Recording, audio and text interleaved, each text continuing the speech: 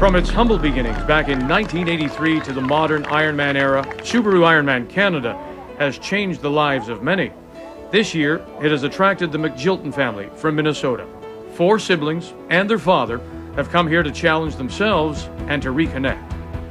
For us, we get together once every 5-6 years because we're all spread out over the world, over the United States. And so for us, it's an opportunity to get together and hang out and spend time and kind of catch up. I mean, it's absolutely awesome. And I think my dad getting into it was kind of the catalyst, because there was a couple of us who did it, and it was fun and it was great and it was a nice experience, but him getting into it really kind of brought us all together, I think even more so than normal.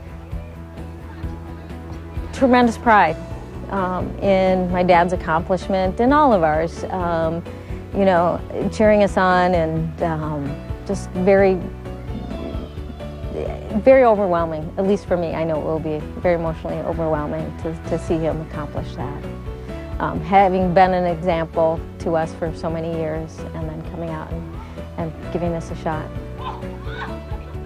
Genevieve and her father were here in 2004 watching 2 of the boys compete when his daughter decided to enter this year's race.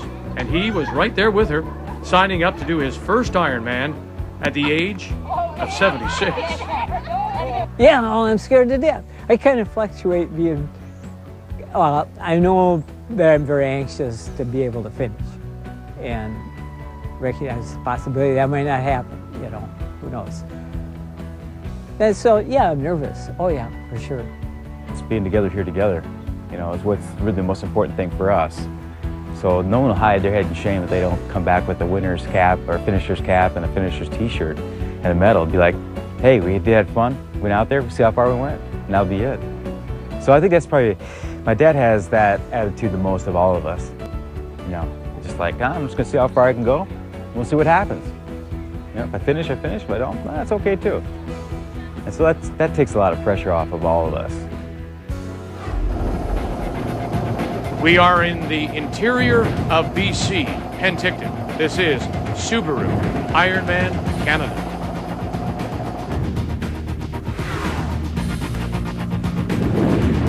Through the peach groves of the BC interior, we continue with Subaru Ironman Canada.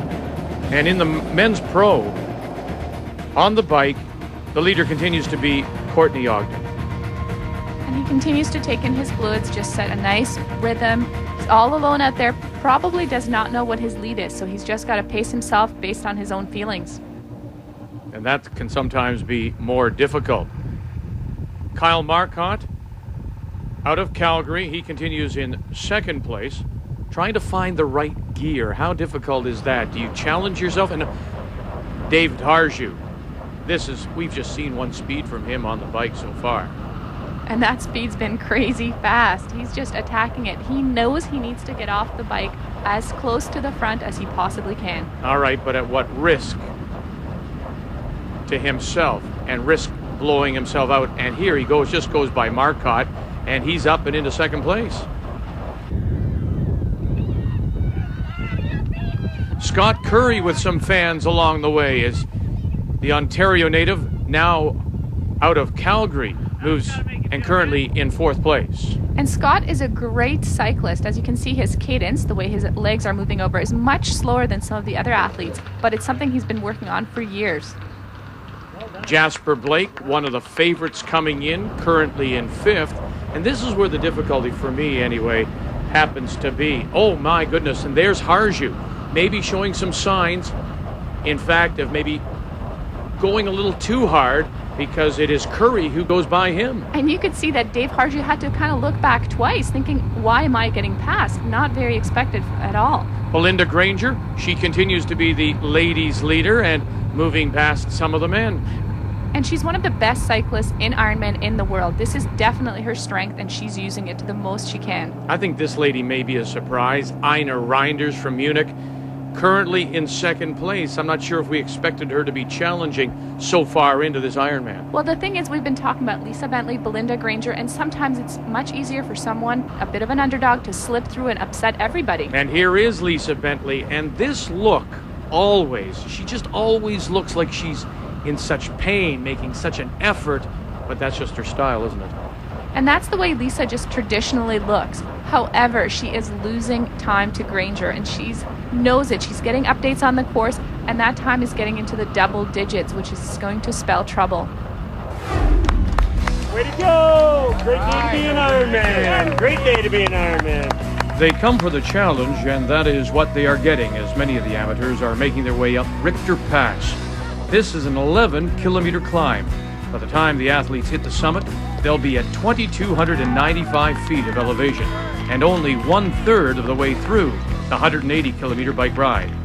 While there is no outside assistance allowed, there is an army of some 4,000 volunteers that are there to hand out food, fluids, and plenty of encouragement. Glad I can see the top of this one. Oh, I'll save you from there.